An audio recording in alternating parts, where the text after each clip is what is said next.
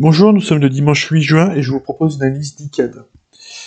Donc ICAD a connu une baisse depuis février 2020 là, et on commence à avoir une stabilisation avec la formation d'un W potentiel, hein, qui n'est pas encore confirmé mais à surveiller. De plus, cette oblique baissière qui a servi de résistance est en train d'être cassée. Alors, à voir si c'est pas une fausse cassure comme on a eu ici en mars 2023. Donc à confirmer aussi la cassure, enfin le breakout. Mais ce qu'on est en train de voir après une phase 4 de baisse, on a potentiellement une phase 1 avec une moyenne mobile de 30 semaines qui est en train de s'aplatir. D'ailleurs, on est passé au-dessus, le cours est passé au-dessus. Donc c'est un premier signe potentiellement d'un revirement de tendance. D'ailleurs, on peut le voir en daily, je vous montre ça. Donc en marron, vous avez la 200. Et donc le cours est bien passé au-dessus de la 200. Moyenne mobile de 200 jours, pardon. La 50 est encore en dessous, donc potentiellement on aura une golden cross dans les prochains jours. Donc je reviens en hebdo. Ce qu'on observe, donc on a un W qui est en formation avec une ligne de cours environ à 27,98, encore à confirmer. Mais officiellement, enfin selon la théorie, on est toujours en tendance baissière. En effet, si vous regardez les plus hauts ici, ici, donc ça baisse. Idem pour les plus bas. Donc là, les 4 derniers plus bas, en fait, une baisse.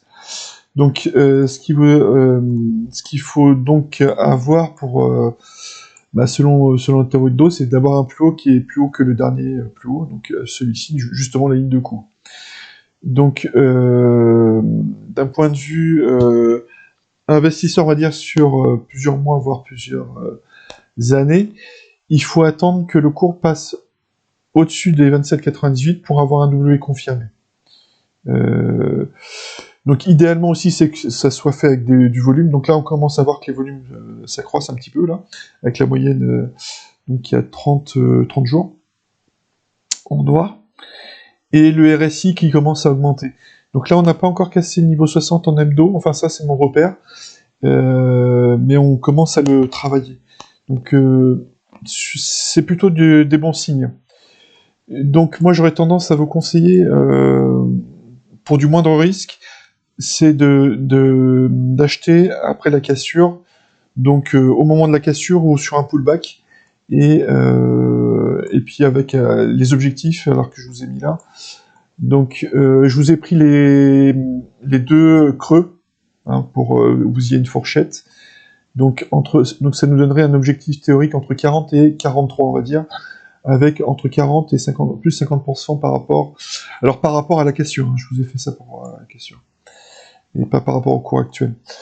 Voilà, donc après, bon, les plus téméraires, enfin ceux qui traitent vraiment, tenteront de jouer le breakout ici, avec éventuellement un pullback sur l'oblique, mais bon, je pense que la majorité des gens sont plutôt, enfin des particuliers sont plutôt investisseurs, donc attendre les 28 € environ.